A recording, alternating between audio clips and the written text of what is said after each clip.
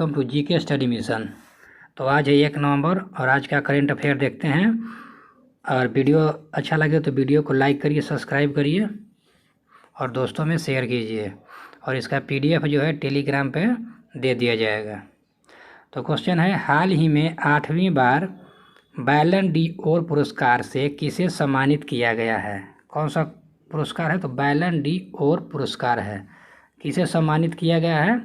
तो 8वीं बार है। तो कितनी बार है? तो 8वीं बार ये पुरस्कार दिया गया है।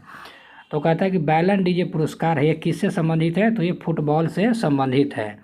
और ये फुटबॉल में भी किसको दिया जाता है? तो जो बेस्ट खिलाड़ी होता है ना, उस बेस्ट खिलाड़ी को ये जो है पुरस्कार दिया जाता है, बैलन डी और पुरस्कार। जो सबसे बेस्ट खिलाड़ी होता है फुटबॉल में, उसको यह दिया जाता है। और इसकी स्थापना कब हुआ था? तो 1956 ईस्वी में इसकी स्थापना हुआ था। ये जो पुरस्कार है वो प्रथम पुरस्कार किसको दिया गया था? तो स्टैनली मैथ्यू का। स्टैनली जो मैथ्यू हैं इनको, यानी यूनाइटेड किंगडम का जो है, इनको सबसे पहला बार ये पुरस्कार दिया गया है। और हाल ही में जो दिया गया है वो लियोन मेसी को दिया गया है, और 2023 के लिए। तो 2023 से पहले जो है इनको 8वीं बार मिला है, ये मिलाकर 20 सबसे ज़्यादा बार जो है ये पुरस्कार पाने वाले खिलाड़ी हैं। तो लियोन मेसी जो है, ये भी क्वेश्चन आता है कि लियोन मेसी जो है किस देश से संबंधित है? तो ये लियोन मेसी कहाँ से हैं? तो अर्जेंटीना से हैं। तो ये भी क्वेश्चन पूछ सकते हैं किसको, महिला में किसको मिला है?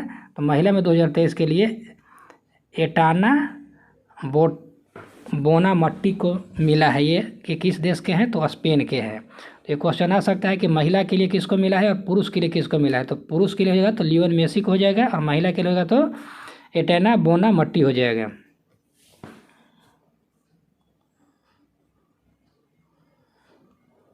कहते हैं संतोष ट्रॉफी जो है ये भी किससे संबंधित है? फुटबॉल से संबंधित है।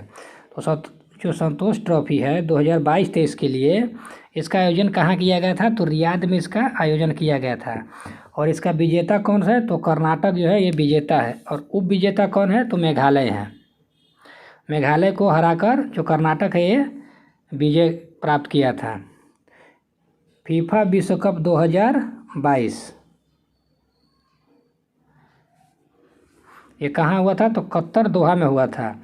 इसका शुभंकर छूट गया, इसका शुभंकर छूट गया है, इसको बाद में हम बता देंगे। और इसका विजेता कौन सा? तो अर्जेंटीना इसका विजेता था। उप विजेता कौन था? तो फ्रांस था। लियोन मेरी लिखा गया। लियोन मेसी जो है, लियोन मेसी को क्या मिला था? तो गोल्डन बॉल अवार्ड जो है ना, गोल्डन बॉल जो मिलता है किसको मिला था? तो गोल्डन बॉल मिला था लियोन मेसी को मिला था। और गोल्डन जो बूट मिलता है वो मिला था किसको? एम्बाबे को मिला था। और एम्बाबे किस देश का है? तो फ्रांस के हैं।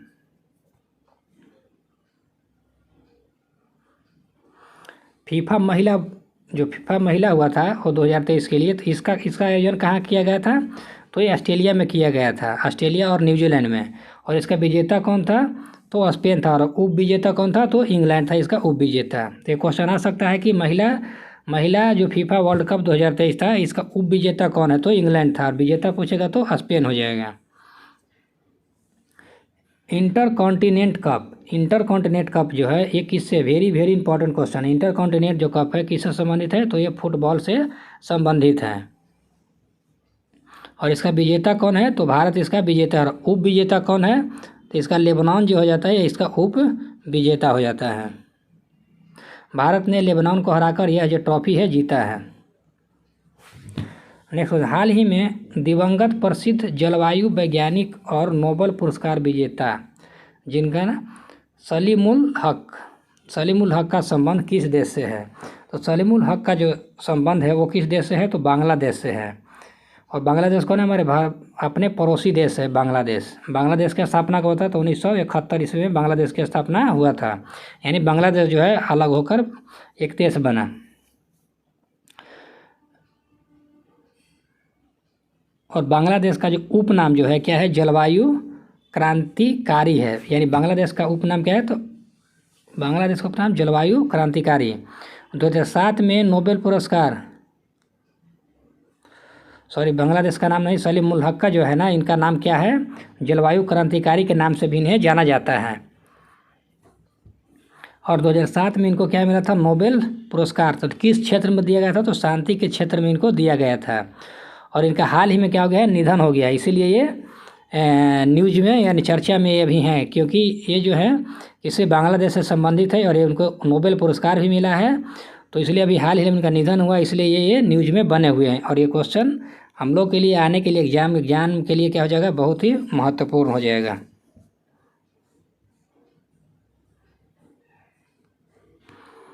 तीन बार नोबेल पुरस्कार प्राप्त करने वाली संस्था कौन सा है। तो क्वेश्चन आ सकता है कि 3 बार जो है नोबेल पुरस्कार प्राप्त करने वाले संस्था का नाम क्या है। तो ये क्या है, रेड क्रॉस। रेड क्रॉस जो है 3 बार नोबेल पुरस्कार प्राप्त कर चुका है।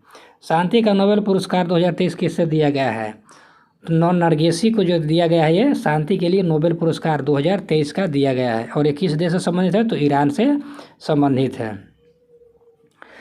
नेक्स्ट क्वेश्चन है, हाल ही में रूसी कंपनी, और जो रूस की कंपनी उसका नाम क्या है, रोसाटॉम। इस कंपनी रोसाटॉम ने विश्व की सबसे ऊंची परमाणु सुविधा कहाँ स्थापित किया है। तो यह स्थापित किया है कहाँ पे, तो कंपनी का नाम क्या है, रोसाटॉम जो कंपनी है। और ये जो है कहाँ पे स्थापित इसको किया है, तो बोलीविया में इसका स्थापना किया गया है। और ये कंपनी स्थापित हुआ था 2007 में, इसका सबसे पहले कंपनी का स्थापना हुआ था। और अभी हाल ही में कहाँ बना है, तो बोलीविया में इसका किया है। और जो बोलीविया में जो स्थापित किया है कंपनी, तो समुद्र तल से जो है 4000 मीटर ऊंचाई पे यह बनाया है कंपनी। कहता है ये जो है ना विश्व की सबसे ऊंची परमाणु सुविधा है। यानी परमाणु सुविधा का मतलब क्या होता है, विश्व के सबसे ऊंची राजधानी भी कहाँ पे है, तो लापार्ज है। लापार्ज कहाँ है, बोलीविया में। यानी बोलीविया का राजधानी क्या है, लापार्ज है। और ये भी क्या है ना, विश्व की सबसे ऊंची राजधानी है। और जो बोलीविया है, तो बोलीविया किस लिए प्रसिद्ध है, तो यहाँ पे टीन का भंडार सबसे ज़्यादा मिलता है। टीटीकाका झील जो है ना विश्व की सबसे ऊंची नौकायन झील है, यहीं पे है। कहाँ पे, तो बोलीविया में ही ये झील ये भी है। तो ये भी क्वेश्चन आता है कि विश्व के सबसे ऊंची नौकायन झील कहाँ पे है, यानी किस देश में है, तो टीटीकाका झील है। और कहाँ पे है, तो बोलीविया देश में है। नेक्स्ट क्वेश्चन, हाल ही में 31 अक्टूबर 2023 को समाप्त हुए मेरी माटी मेरा देश अभियान का संबंध किससे है। तो मेरी माटी मेरा देश का अभियान जो है एक शुरुआत किसने किया, तो प्रधानमंत्री जी ने इसकी शुरुआत किए हैं। और ये कब शुरू हुआ था, तो 9 अगस्त 2023 को। यानी पहली बार इसकी जो स्थापना की है, सबसे पहले जो विचार लाए कौन, तो प्रधानमंत्री ने लाए हैं। ये नोडल एजेंसी है और इसका जो है सांस्कृतिक मंत्रालय से संबंधित है। और इसका समापन हाल ही में किया गया है। यानी हाल ही का मतलब कब किया गया है, क्वेश्चन के हिसाब से 31 अक्टूबर 2023 को मेरी माटी मेरा देश अभियान की समापन हो गया है। और इसका नारा क्या था, मिट्टी को नमन वीरों का वंदन, ये इसका नारा है। तो क्वेश्चन आ सकता है कि हाल ही में जो भी मेरा माटी मेरा देश अभियान का जो समाप्त हुआ है उसका जो नारा है वो क्या है, तो मिट्टी को नमन वीरों का वंदन। ये जो है ये आप याद रखिएगा, क्योंकि प्रधानमंत्री से संबंधित है, प्रधानमंत्री ने इसकी शुरुआत किया है। तो ये क्वेश्चन इम्पॉर्टेंट हो जाता है। नेक्स्ट क्वेश्चन, इसका उद्देश्य क्या है, तो कहता है कि हर ग्राम पंचायत में शहीदों को याद में शिलालेख, यानी शिलालेख बनाने के लिए कहता है हर एक ग्राम पंचायत में जो वीर शहीद होते हैं ना उनके लिए। और पंचप्राण बल इस पे उद्देश्य क्या किया गया है, जोर दिया गया है। और उसके बाद क्या, अमृत कलश यात्रा, यानी इसका नाम क्या है, अमृत वाटिका जो है कहाँ पे, अमृत वाटिका न्यू दिल्ली में है। तो अमृत वाटिका में कहा गया है ना कि मेरा कलश मेरा यात्रा, यानी हर एक गांव में कहा किया गया है घर घर जाकर और मिट्टी को तहसील कर और यहाँ पे इसकी क्या कह सकते हैं उसको, मिट्टी की जो है बलिदान की तरह कहा गया, इसको यहाँ पे पूजा दिया गया है। विश्व मृदा दिवस कब मनाया जाता है, तो विश्व मृदा दिवस जो मनाया जाता है वो 5 दिसंबर को मनाया जाता है। नेक्स्ट क्वेश्चन, हाल ही में चर्चा में रहे क्यूबसेट उपग्रह जो है SS, उसके बाद क्या है AMUSAT, ये क्या है, ये उपग्रह है। ये क्या है, उपग्रह है का संबंध किससे है, तो एक संबंध जो है ना अलीगढ़ मुस्लिम यूनिवर्सिटी से संबंधित है। यहीं से क्या किया गया, ये उपग्रह है ना इसको प्रक्षेपित किया गया है। नेक्स्ट क्वेश्चन, हाल ही में ब्रिटिश ब्रिटिश एंडोरेंस चैंपियनशिप में भाग लेने वाली पहली भारतीय महिला रेसर हुमैरा मुश्ताक का संबंध किससे है? तो कहता है हुमैरा मुश्ताक जो है ना, ये क्या है, इस ब्रिटिश जो है ना, ब्रिटिश, ये याद रखिएगा क्या है, ब्रिटिश एंडोरेंस। तो कहता है कि हुमैरा जो मुश्ताक है ये कहाँ से, तो जम्मू कश्मीर से है। और ये क्या है, ये जो महिला जो है क्या कहता है कि इंटरनेशनल लाइसेंस प्राप्त करने वाले पहली भारतीय महिला है। तो इसलिए क्या हो जाता है ना, प्रसिद्ध हो जाता है कि अभी जो है इसमें चैम्पियनशिप में भारतीय जो महिला का संबंध है। और उसके बाद जो है ना ये क्या है कि एक और तरीके से इनको देख सकते हो, तो इंटरनेशनल लेवल पे पहला ड्राइविंग लाइसेंस प्राप्त करने वाली महिला बन जाती है। इसलिए यह क्वेश्चन जो है ना हम लोग के लिए प्रसिद्ध यानी इम्पॉर्टेंट हो जाता है।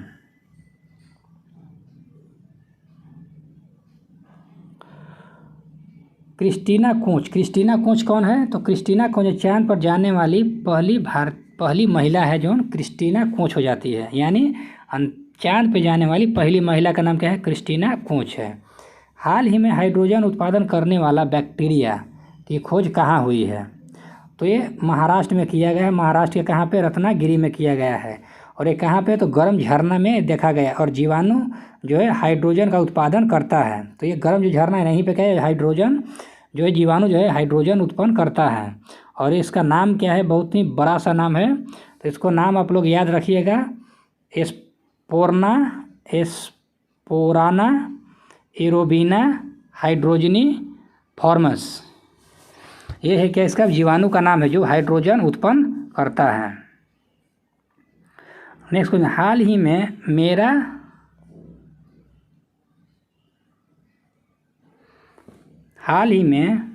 मेरा हाउ चोंगबा उत्सव मनाया गया है।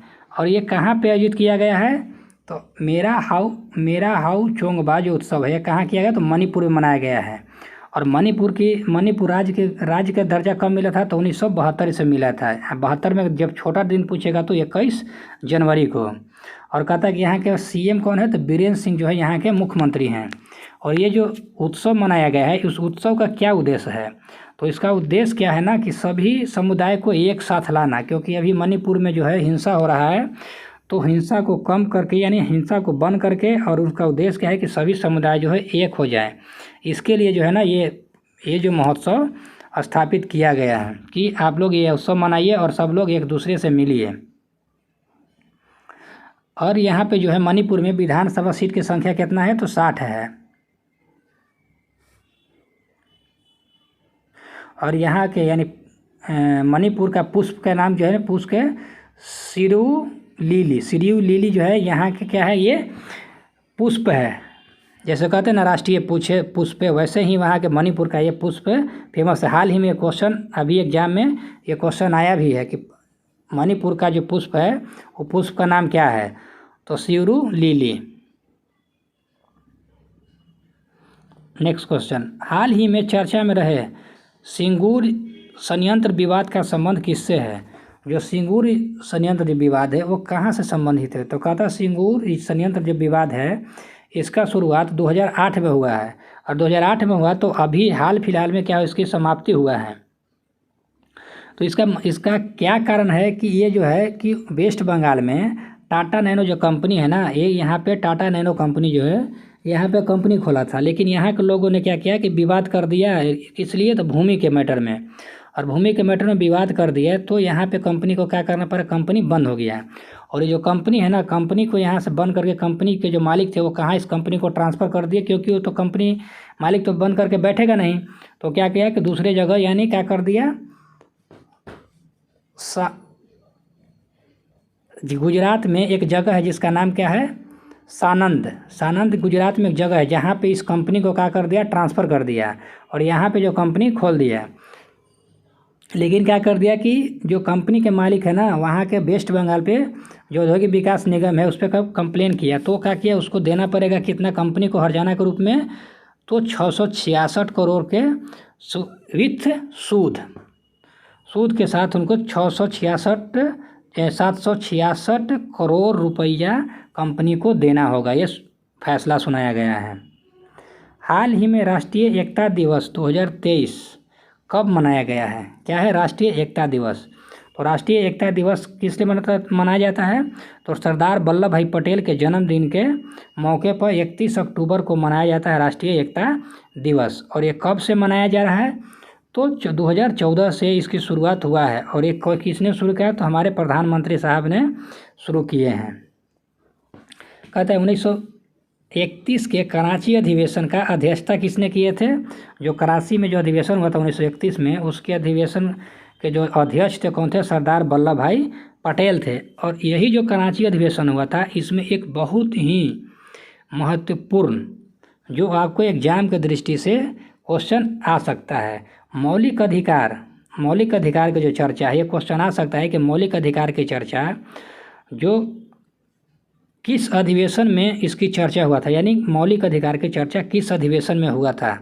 तो ये हुआ था कराची अधिवेशन में। कराची अधिवेशन कब हुआ था? तो 1931 में हुआ था। तो आपको वीडियो कैसा लगा?